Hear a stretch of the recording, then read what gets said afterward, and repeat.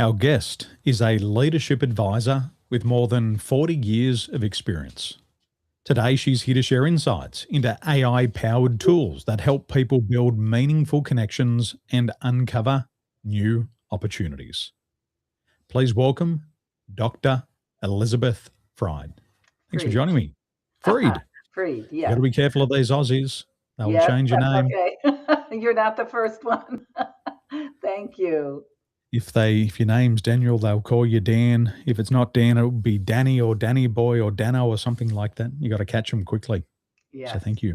Mhm. Well, thanks for joining me. You've been busy over the past 40 years. How did you get into this line of work? Well, I started out as in compensation consulting, and that led to performance management, which led to 360 feedback assessment, which led to coaching.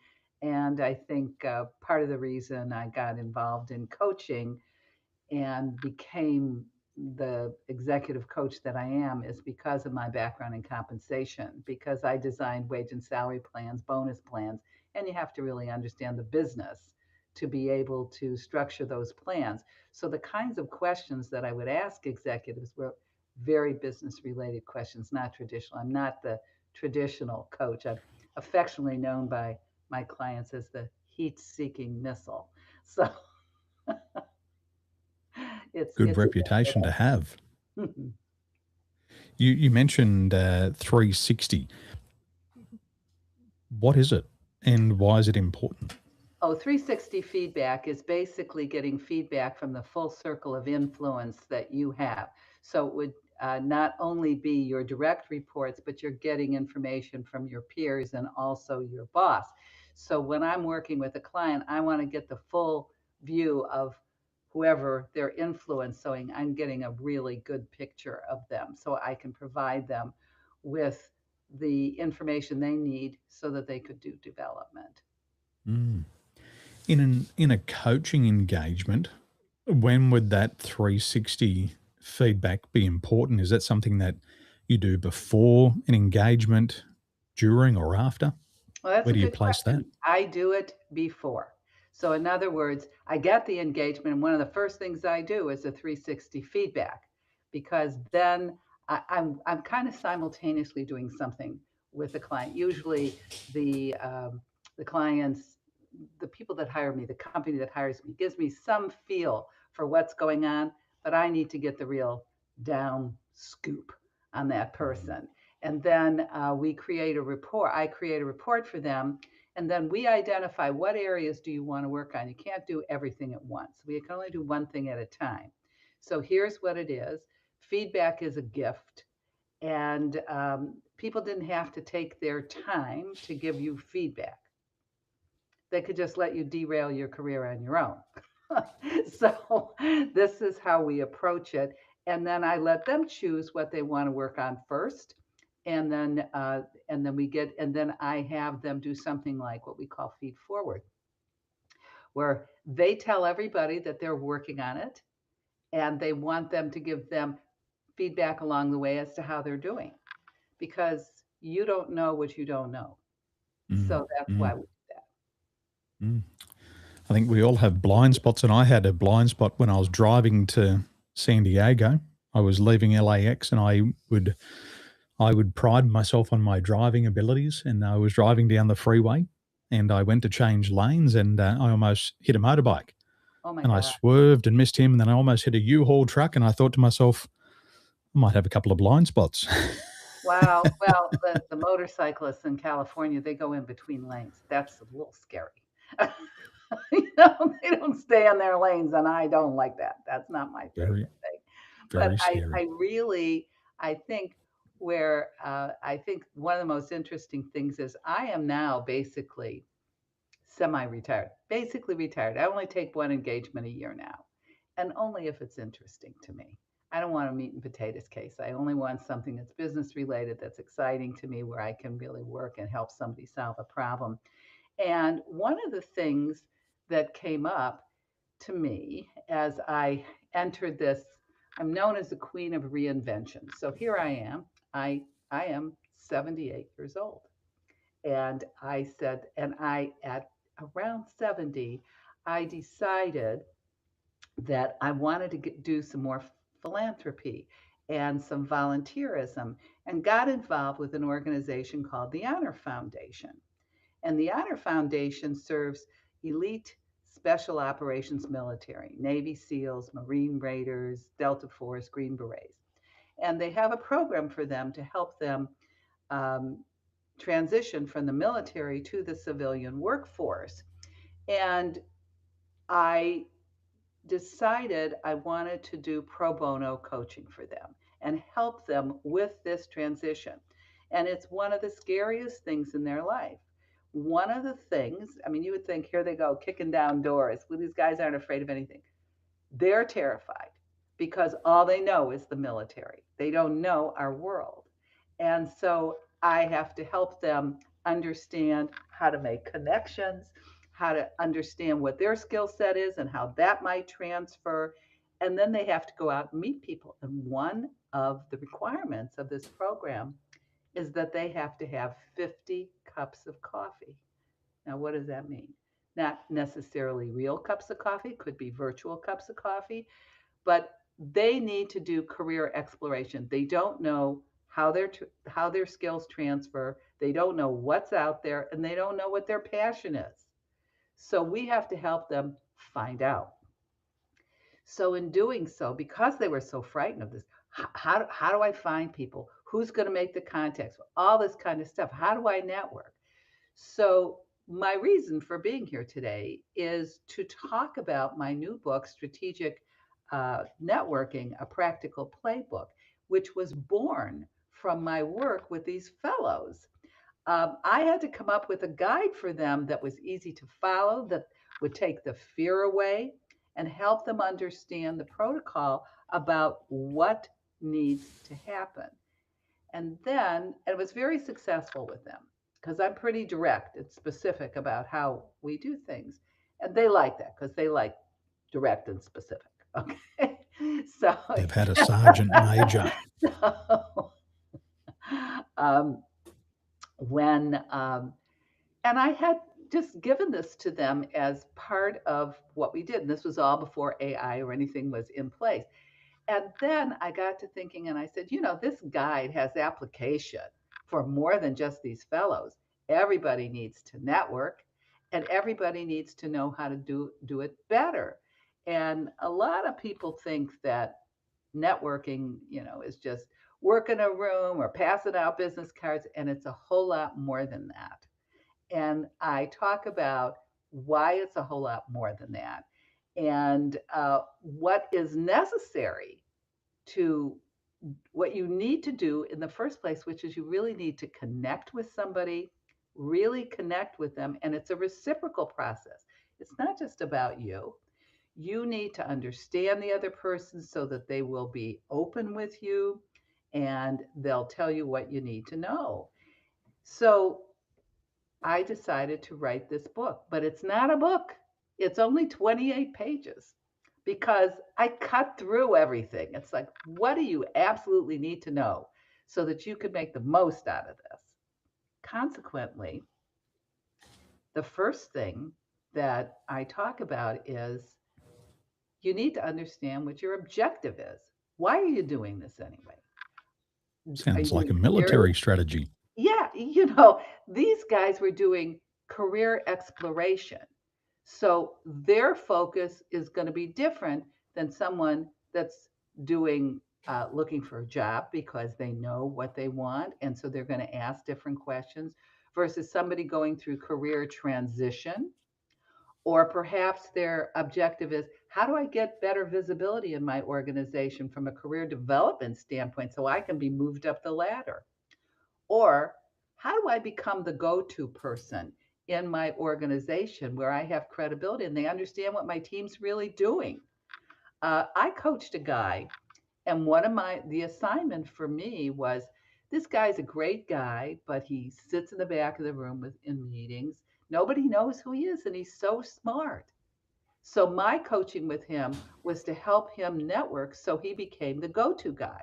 And how do you do that? How do you talk to people to say, This is who I am. This is what our department does. How can we help you more? So they know that. But you just don't start that way. You have to, I had to, and he was very shy. It was like my seals. He didn't want to, this was very hard for him. But I gave him the tools to be able to do that. And so once you understand what your objective is, that then is going to frame the questions you're going to ask this person. But even before that, once you know what your objective is and who you want to talk to, how do you make that connection so that person's going to be open with you, tell you what you need to know? So that's where AI comes in, because part of what you have to do is play detective. And I've developed a protocol that allows you to get a deep research report on this person by asking a series of questions what you want to know about their work, their education, their writing, their interests, anything. I also ask for legal background too, just to see if these, if I'm going to talk to somebody, I want to know if they've been in lawsuits. I want to know if they're shady character. I want to know everything that is publicly available. I can't ask anything that would not be publicly available. This is publicly available. And then I come up back with a report, a 7, 8 page report that gives me everything, tells me their style, tells me how I should approach them, tells me how directive my question should be, what their interests are, if they volunteer, all the things I need to know. So I have little hooks in there when I start to meet this person. And how do I begin that conversation with them? I now have enough information that I can say something like, thank you so much for meeting with me. I hope it's okay if we talk a little bit about your interest in the Boy Scouts. I see that you're an Eagle Scout and that you have led blah, blah, blah, or that you've been involved with Habitat for Humanity. How did you get involved with that? Now you're getting someone to talk about something in their interest level. So you're forming a connection, and then their defenses drop, and you'll be able to have a real conversation with them and then switch over to your business questions. So that's how I use AI. And it's been really, really effective. When my book first came out, I sent it out for review, and the fellows I sent it to put it into practice immediately. And one said, I was so much better prepared for this meeting than I have for others. And the another fellow said, this is so much easier than going through 300 pages circling the runway before you get to where you need to get to. You just give it to me and I can run, which is my style of how I do things. So that's the essence of it and why I think it was so important. The problem that a lot of people have is when they start to network, they make it all about them. And it's not. And this is the thing that I start out with. It's not about you. You have to make it about the person that you're talking to so that you can connect with them. And even when I worked with the guys, the special operators, I said, you're there to explore somebody's career. That's your objective in this. So you want to know their career path, you want to know what they like most about their job, what their challenges are, and so forth. That's where your focus is. Now, these people are going to think you're so great, you're a Navy SEAL, you're whatever. The first thing they're going to want to do is they're going to say, well, tell me about yourself. So I'm giving you some permission. I say, your coach said, I really would love to tell you about myself, but this assignment that I have is for me to explore other jobs right now so I know what's out there. So if you'll indulge me and allow me to ask you some questions, and again, there's permission going on there, allow me to ask you some questions, then I'll be happy to answer anything that I can that isn't classified. so, so that's the kind of thing because cla- invariably somebody's going to ask you about yourself, and you have to in that first 5 minutes make it about them, ask them the questions you need to get from them, and then you can have this conversation. It is a conversation, but by and large you really have a focus and something you need to get. And then the final thing, of course, is the follow through. And that's remembering to send a thank you note. And I tell people, send a written thank you note if you can, because that helps you be remembered. Furthermore, take notes and make sure you keep some kind of spreadsheet with who you talked to and what you talked about. And then continue to nurture that relationship so that when you need to go to that well again, you got a relationship, and that's what's important. And people drop the ball there. That's one of the places they drop the ball, particularly young people. They think, well, young people don't send thank you notes for anything. You give them a wedding gift, they don't send you a thank you note. That drives me crazy. But so Or you I let don't them in think traffic and they don't give you a thank you wave. yeah. So that's kind of the overview of what it is that I'm working on now and that I've had so much fun to be able to help people really and truly. And it could be the college graduate, somebody's graduating college, where do I go? What do I do? And I'm known as the go-to great aunt now. My nieces and nephews are all of graduating college now. So they come to me and I take them through this similar process, which is fun for me to see them and help them when I can. In my mind, this sounds a little bit like social engineering. Is there an element of social engineering in there? Define for me what you mean by social engineering. Mm. I have a good friend, and he was the former head of security and surveillance for the Croatian government. Mm-hmm. And he said when it comes to networking, there's a formula called PEST, Okay. PEST. And I asked him, well, what's that? He said, when you're networking, you've got to find yourself political contacts. Mm-hmm. So he said, as part of your objective, you've got to meet people who have a form of political power, and you Mm. have to be able to relate to them and build a connection. Mm-hmm. He said, then you need people with money. You got to have your economical connections. He Mm-hmm. said, because if you've got the political people on your side, then you've got to have money to fund things. I Mm-hmm. said, okay. And then I said, next. He said, well, the S stands for social connections. He said, you've got to have a very big social network. So you've got to find people who are very well connected to others Right. because you can also leverage other people's Mm-hmm. contacts.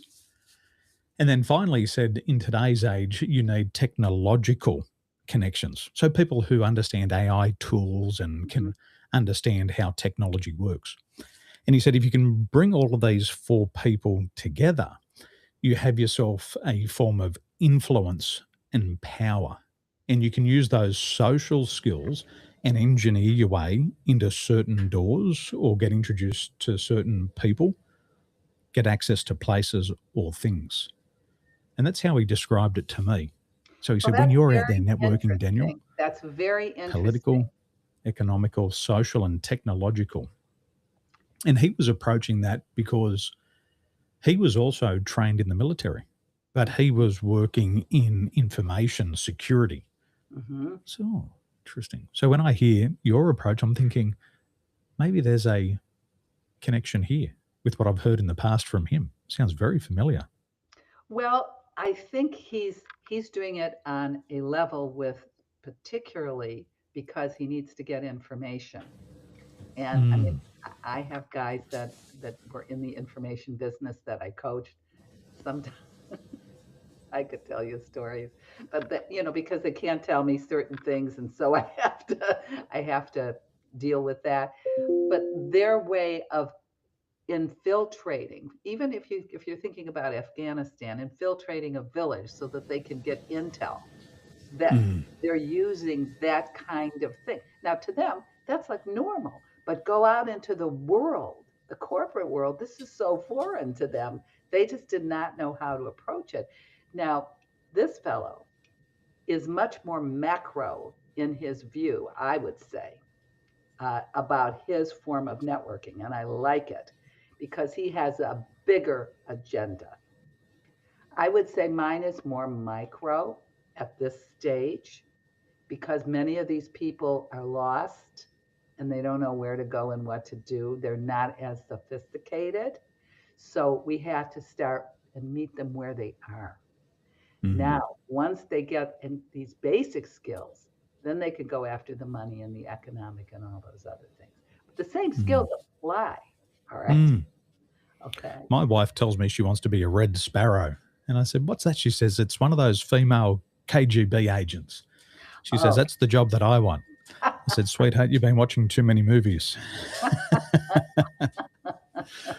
For these men and women in the military and coming out of the services, how long is this transition? Is it a 6 month transition? Is it something that they're thinking about over the next 3 to 5 years? How much runway do they have? it depends. And the answer is different for every fellow or woman because we don't just have the SEALs, we also have what is known as their enablers. They could be the cryptologists, the people behind the scenes telling them where to go. So those people are also included. Um, excuse me. Some fellows will have a 3 year runway. We recommend they only have a 2 year runway maximum because what happens is they aren't as motivated to do the work if Mm. it's 5 years out.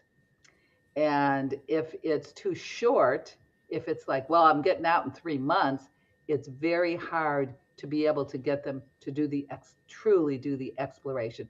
Here's what happens. Here's a perfect example.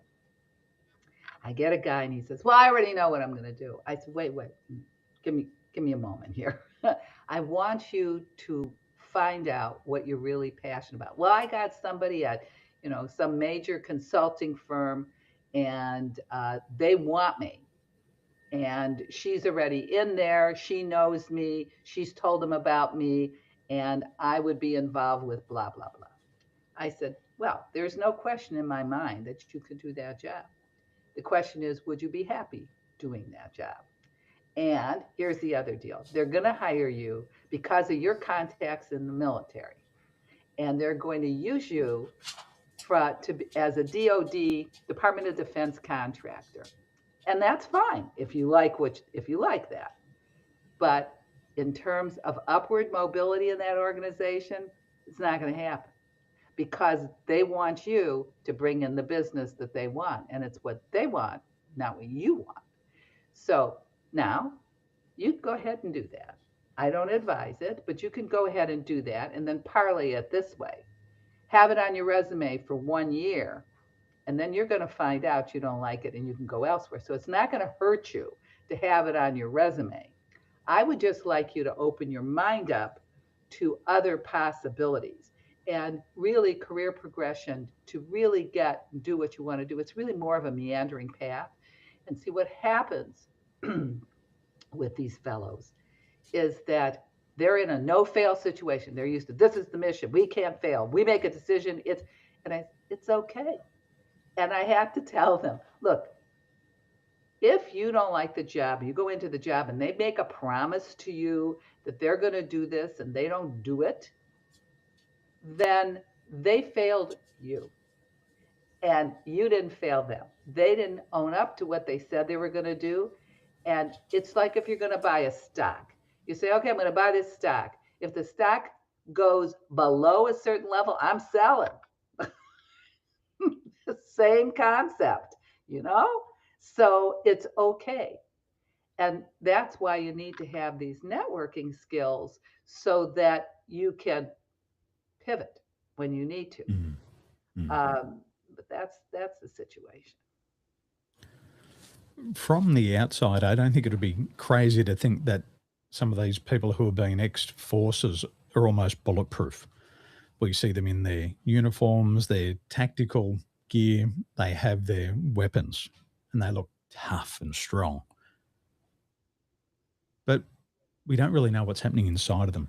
You're right. In that transition, whether it be 3 months or 2 years, what's the emotional tone? What are they battling with internally? They're battling with a lot of different things. It could be it could be how am I going to support myself and my family, and or if they've been put on disability because of whatever, um, what can I really do? Can I can I and then one of the biggest toughest things for these guys is they're used to being part of a team, and they go into a Mm, corporate environment. This the the culture is a casual Friday. big difference. It's a shock. So one of the things we talk about is make sure you find out about the culture.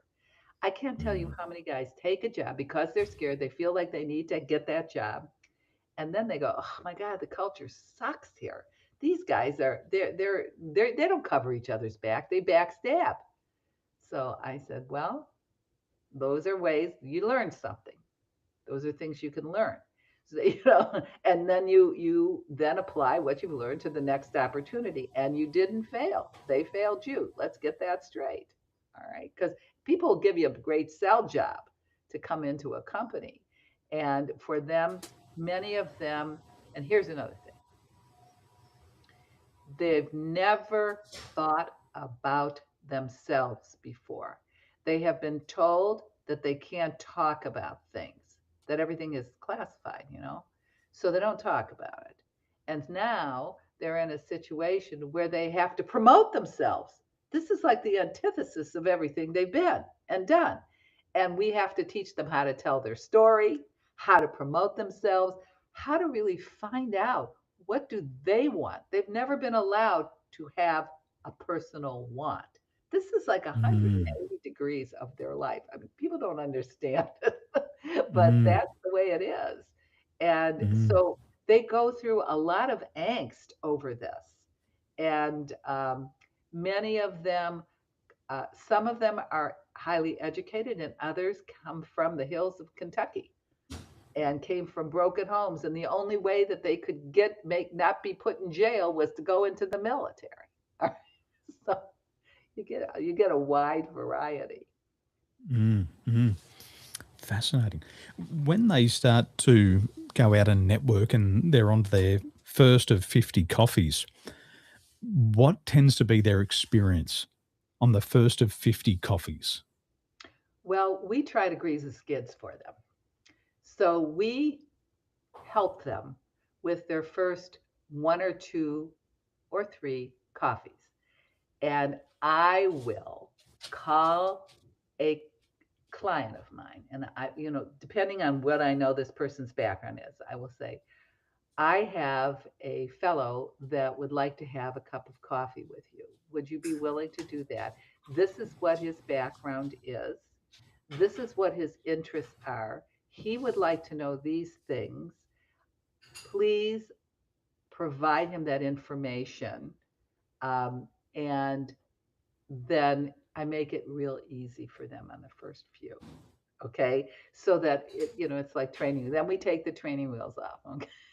And every one of the coaches that works for the Honor Foundation tries to get somebody they know to do that. Or we provide the cup of coffee. Let's say there's maybe per class, maybe there's 30, 40 fellows that go through each term in San Diego. We have, I don't know, 10 different campuses throughout the country.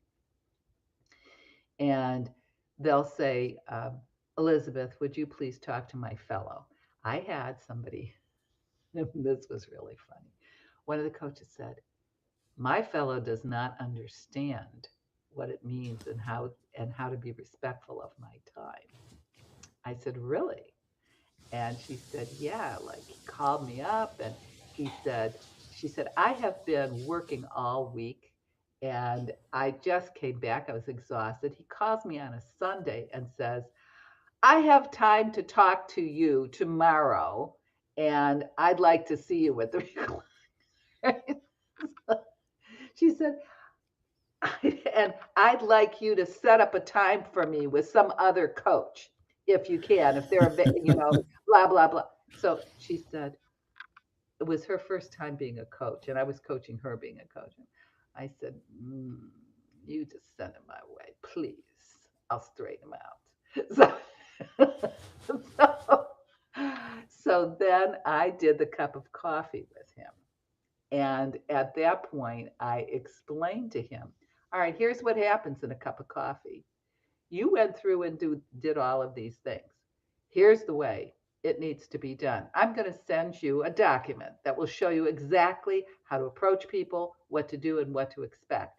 And furthermore, with your own coach, you need to show respect for her time. She is giving of her time. This woman bills out at $500-600 an hour, and she's doing it for free for you. So let's get that straight. So I mean, sometimes I have to take this hard line, Mm. Um, but at the end of the day, she said to me, "Oh my God, it was like 180 degrees. He's just been wonderful ever since. What did you do to him?" I said, "Abracadabra." You I had your just magic thought, wand. she's just so nice. She wouldn't. Um, she's non-confrontive, and she would not say anything like that. And I just lay it out there. I know I've been with them like 9 years, and I've had enough experience to know that you tell them directly. They get it. They didn't. Their intention, it was never his intention to be rude. He just thought that's they're there for me. So that's the way it was. You were mentioning earlier on the importance of 360 feedback. When you send them out on their 50 coffees, is there an element and an opportunity for them to debrief on their mission as they go, to have that insight from themselves, feedback from you? How do you debrief the mission? Okay, that's a good question. We don't do 360 feedback in the Honor Foundation. Okay, that's not part of the program. But here's what I do with them. Whenever we have meetings, like once a week, and when they start their cups of coffee, I give them a form they have to fill out. Who is a cup of coffee with? What did you learn? What were your challenges? What are your takeaways? What are you going to do differently next time? Write all this down for me before we even meet so we can have the most productive meeting. And that's how I handle it. I don't know how the other coaches do it, but that's how I do it. Is that helping them become more emotionally intelligent as well as they start to self reflect? Not necessarily the cups of coffee. There are other parts of the program. It's called the why. They take a bunch of different assessments, career assessments, emotional assessments, and finding my why. Who am I? What is it that I care about? And they do a lot of group work to find out what their passion is. And they tell their story to their group. So maybe there's 5 guys in a group. They tell their story in the group, and then the other 4 guys will say, "Well, this is where I see your strengths are. This is where I see your blind spots are. This is what," and they'll tell them as part of their little team that they form. And that helps them understand. Then they have to come up with a why statement. What is their whole purpose? And how does that fit in? And then that connects to their skill sets and a variety of other things. It's a very sophisticated program that they go through. Sounds very conscientious. It's Seems like they wonderful. have to put a lot of thought in before they take action on the mission. They've got certain objectives to hit, and then they've got a debrief and course Right. correct, I assume. Mm-hmm. Mm-hmm. Mm-hmm. Wow. And as they go through this, what are some of the transformations that you see in their self confidence? Well, it's interesting. Um, Many of these, I tended to coach the upper level fellows.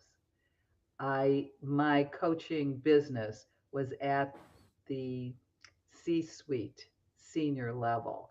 So I relate best to those fellows. And for them, even though they were lieutenant colonels or whatever, okay, and above, because I had two Marine Raiders that I coached. These were top level guys. Um, what was really interesting to me was here was this top level guy, and he was very, very insecure about his ability to move into that. And it has taken him, he is completely capable and everything, but finding the right thing. I remember Mm. he told me Disney had contacted him to be their international head of international security or something like that. See, a lot of these companies want to take these guys and bring them into security. They don't want to do that anymore. They may be into the life sciences or they may be into um, energy renewal. And it's hard for them to not do what they have been doing and do what they want to do and feel secure in that. And sometimes they have to take a step back before they can take a step up. And we explain that to them. We also provide them with people who will help negotiate for them because people try to get him on the cheap. All right. Because they say, oh, well, he's got a retirement. We don't have to pay him so much. Well, yeah, you do. Because if this was somebody from the outside and they brought this level of skill, you'd have to pay them. So you can, we have to tell them don't get sucked into that kind of thinking. Um, but in his case, it took him longer. Another fellow, no problem. So again, it's all very individual. I can't tell you. And then some of them suffer. Um, I, you know, I had one fellow. He was a canine handler, lower level, and he was negative about everything. And I was not used to that. All right. And I was not used to the level that I was dealing with because, again, my contacts and the people that I can put them to want to make sure that was right. So this was a fellow, and one of his jobs as a canine handler, he had to go overseas and make sure that all of the fellows that were going over there, all their needs and housing and everything was done, that all the animals and all the training and everything was done and everything was put into place, et cetera, et cetera. So I said, I would like you to have a cup of coffee. I have some contacts at the Hyatt and another hotel. I would like you to have a cup of coffee with them. And his comment to me was, I don't want to do security at these places. I said, did I say security? This is exploration for you. And he said, well, but I don't want to do customer service or be behind a desk. I said, did I say that was what you were going to learn? And I said, look, because then I had to get tough with him. Here's the deal. You have a tremendous background in logistics. Everything that you did were logistics. Now, let me tell you that in hotels, they have banquet and event planning.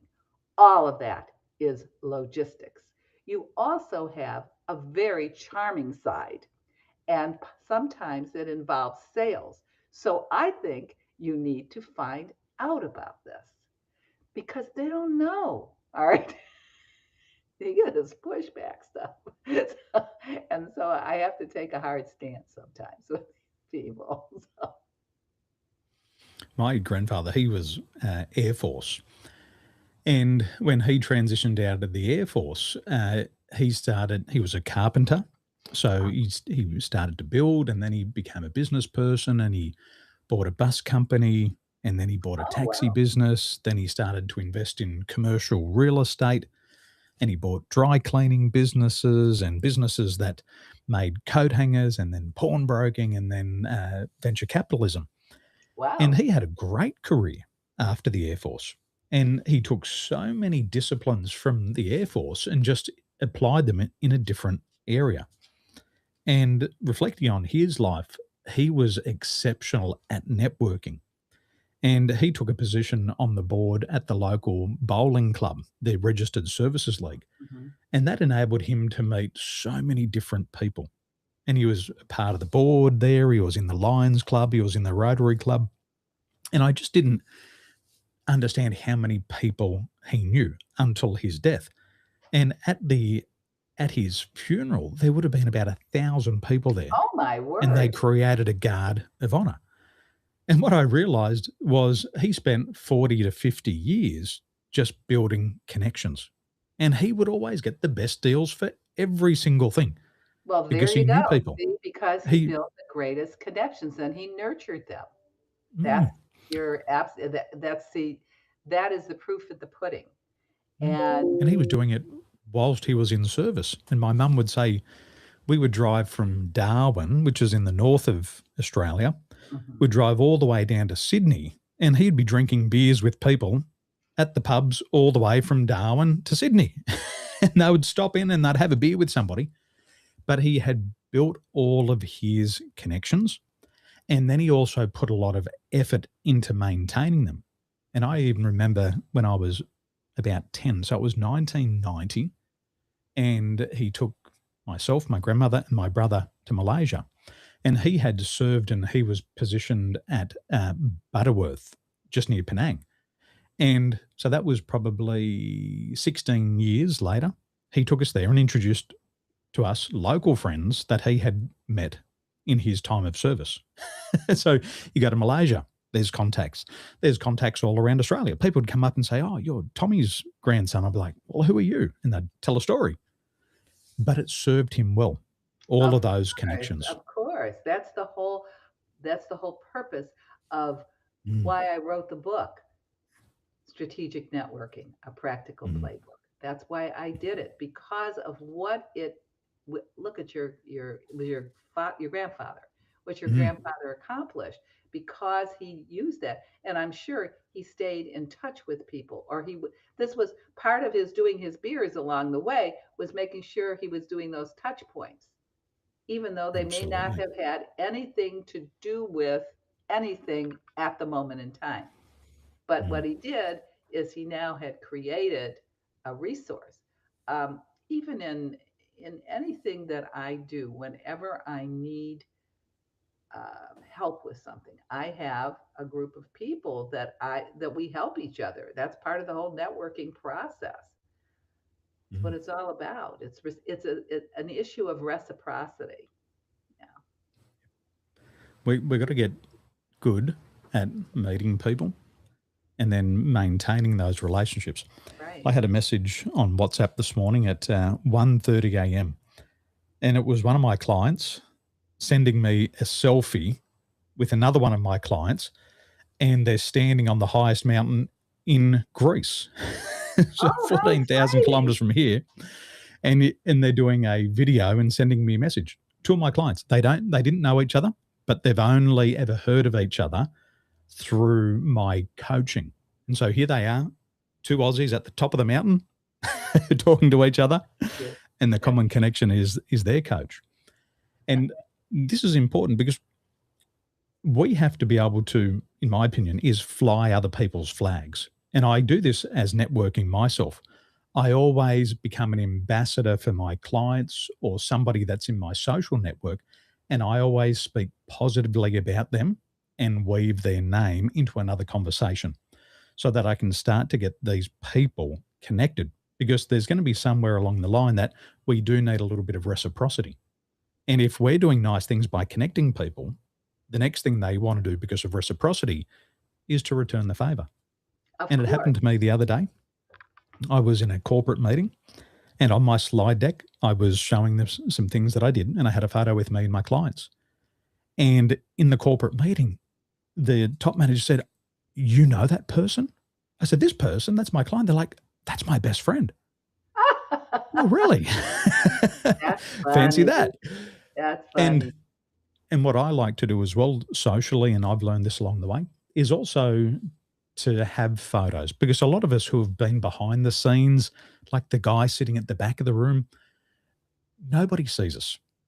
And we've got to become more visible. And a lot of people today, especially the new generation, they only believe in what they see. And having that social proof is incredibly important. You got to go, as one military guy said to me, he said, Daniel, when I got out of the military, he said the goal was to get from the back of the room to the front of the room as quickly as I can. And so he said he did that. He made that his mission. He got to the front of the room and he had gone from a military wage in the UK to earning more than a brain surgeon. And Wow. just within about 4 to 5 years of exiting the military, he was flying around on private jets with business people. And he built an organization that was doing more than $260 million a year in sales. Oh my. And he recruited ex military people. And he said to them all, "You've got to get from the back of the room. You've got to get to the front of the room as quickly as you can." And he taught these people how to do it. And that was his strategy. And it served him very well. But it was networking, Of it course. was connecting with humans. Of course. Of course. So there you go. That's why this is so important for people to learn how to do and to put into practice. And that key word is it's reciprocal. It is Yes. connecting. It's not just a one-way street collecting business cards and or work thinking that you're working a room. You need to extend yourself. And one of the things too, let's say you meet somebody and then you read an article a couple months later and you know this person had an interest in it, so you forward it to him. Mm, Or the next time you see him, you ask about their kid. mm. These are things, I mean, those are many things that salespeople do also, but still in all, that's part of the process. I have technology that I want to put in hospitals. And the other day, I met a superintendent of a hospital. I was introduced to him personally, and I thought to myself, I want to build a relationship with these people. So I've got his business card. I'll be writing him a thank you message today. But I also made a financial contribution to his hospital. And I want to have a relationship. And I know because I've made a contribution to the hospital, there will be a form of reciprocation. And the reciprocation might just be a social contact. And Hmm. for me, that's worth it because I may never do direct business with this person, Hmm. but it's who they can introduce me to because See, his you're network, thinking beyond, which is exactly the proper way to do it. It's not yes. necessarily tit for tat, but Mhm. where is this possibly going to lead? Where is this going Well, to lead? I remember years ago, they would say the average person knows 300 other people by first name. And so it's, in my mind, it's no longer who I know, it's who do they know? Because Hmm. if I have 100 people that I'm constantly in contact with, that's tens of thousands of people, maybe hundreds of thousands that I can eventually get in contact with. And if I just build those relationships over time and take the first step, I know at some time in the future, when it's totally unplanned for, they'll return that favor. And in Right, business, I see this all the time. I of say course. to my clients, my intention is to have lifelong customers and friends. So we're going to do business today. My intention is we do business again in 30 years, but along the way, we're going to be friends. And by having that friendship factor, whenever they introduce me to somebody, they'll say, DT, I want to introduce you to a friend. Or this is my friend DT. You got to have a conversation with him. And when those barriers drop down, I'm meeting people at the level of friendship, not at the level of selling, trying to pitch you something, Right, the level right. of friendship. Of course, of course. And I like it like that. That's that's how I've built my businesses over the years. Just Myself building friendships also. along the way. Hmm. All of the people that I'm connected with, you'll laugh. I'm going to finish the story with this. One of my top clients was president of a company. He just retired. He probably sent me more clients because he liked me. I would invite him to the theater because I liked him. He loved theater, so did I. Okay, so he was a client when our engagement was done, became friends. He's now retired. He loves to do handyman work. Okay. He comes over and goes, all right, you give me a list, Elizabeth. What do you want done? This guy who was the head of a company comes and he puts in a new toilet for me. All right. That's, can do anything. So, but that's where you have, it's what you're talking about. These people become friends and they do things. He loves doing that. All right. That's Mm. what he loves it.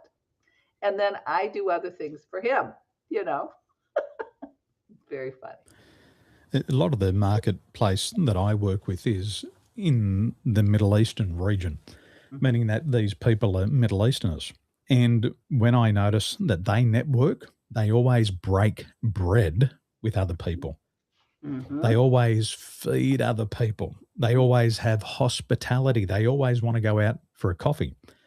And when I am networking with these people, it's always done with food and drink. And it always pays off. They always do so much business within their community of people, Hmm. within their networks, and they refer and introduce within their community. And I think as Westerners, we have to learn to break bread like the Middle Easterners do. In Australia, there's a bit of a theme when we were growing up is if somebody was coming over to your house, you would ask them to bring their own meat, their own sausages. You'd tell them to bring your own beers to your house to have dinner. And then after dinner, they'd take home the beers and the bread and the meat. And the Middle Easterners, they shake their head. They're like, you ask people to Yeah. bring food to your house? Are you crazy? And then you take your food back to your house? Are you nuts? If you're inviting somebody out, you should be paying for the coffee if you're inviting them. And if they want to split the bill, don't let them split the bill. Make sure you pay for the coffees. And the more that I network with Middle Easterners, the more that I realize that the breaking the bread is the most important part. Sitting down, non threatening environment, Mhm. building the relationship. And I like that about their approach. Mhm. But that doesn't always work in the corporate level. We've got to be, I think, like you're saying before, tactical. Do the research. When you research people and let them know what you know about them, they feel important. How did you know that? Well, I researched you. I was meeting you and I wanted to know more about you. Oh, wow. Releases some oxytocin in the You body. got They it. That's start to feel good. They exactly. start to I loosen talk up. about oxytocin in my book, the release of oxytocin, the bonding, that bonding hormone. Absolutely. Mm. You want to communicate. You can feel it. Mhm. It's like the love drug, isn't it? You loosen up, ready to talk. Yeah. Yeah.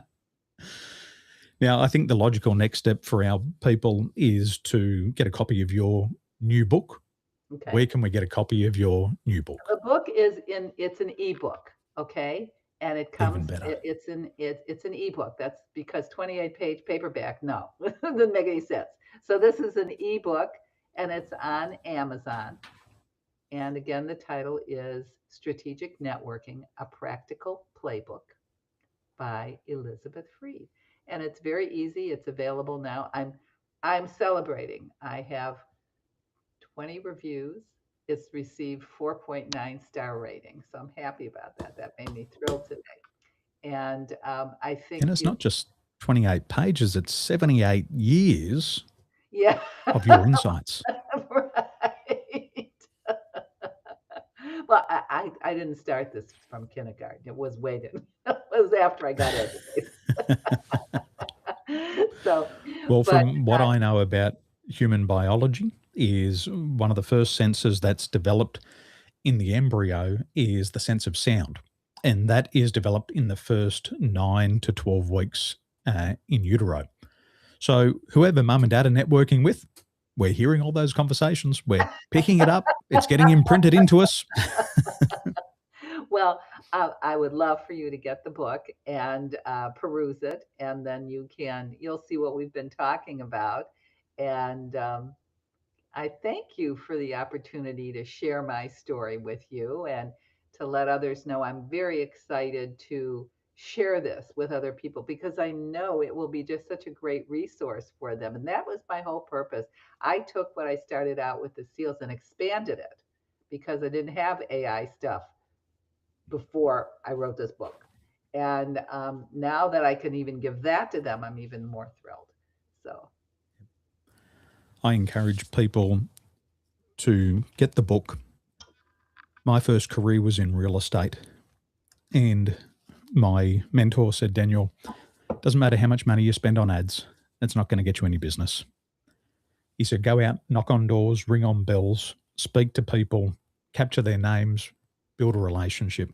And he said, if you just do that for 6 months, you will have a full pipeline to start your selling career. And my target every week was 500 contacts. oh, He wow. said, knock on 500 doors, ring 500 telephone numbers. He said, 400 people won't pick up, they won't answer the door, but 100 will. And that will give you around about 20 conversations per day, Monday to Friday. And he said, for every 100 people that you speak to, you'll find somebody who's selling. He said, don't expect that the door that you knock on is selling, but they'll tell you somebody across the street or next door is Hmm. coming onto the market. He said, so go out and speak to 100 people and just keep doing that for 6 months. And he said, in 6 months from now, you'll have 5 to 7 people every month who you know who are ready to sell their home. And if you just stay in contact with them, and he said, contact creates contracts. He said, the more you touch base with people in a meaningful way, give them something that's important. If they said they're going to go on holidays to Hamilton Island, take them a brochure of Hamilton Island. If you know somebody who works in a travel agency and they specialize in Hamilton holidays, get them connected and just reconnect in a meaningful way. Don't expect anything in return. Be outcome independent. Don't be desperate, but just contact them. And sure enough, I got into selling. First month, 5 people ready to sell. The next month, 5 people ready to sell. And it was not a dollar spent on advertising. It was just time invested in people. So I know this works, and I'm looking forward to getting to the learning phase again by reading your tools and tactics and strategies. It's going to be very Well, exciting. it sounds like you have a good handle on them to begin with. But I think this is just give you a few extra, maybe one or two things. That's a, if you learn what I always just say, if I get one new thing, it's worth the price of admission. Well, one new idea can change your life. Right. It Right. can change the direction. And I have seen people come out of armed forces. I have seen people in the military just meet the right person at the right time, and it's changed their life. So do it. Dr. Elizabeth, thank you for your time. And thank you for inviting me. I really appreciate it. And it should be, I just delighted I was able to do this. My pleasure. I'll introduce you to some lovely people who'd like to host you as well. Take care. Bye bye.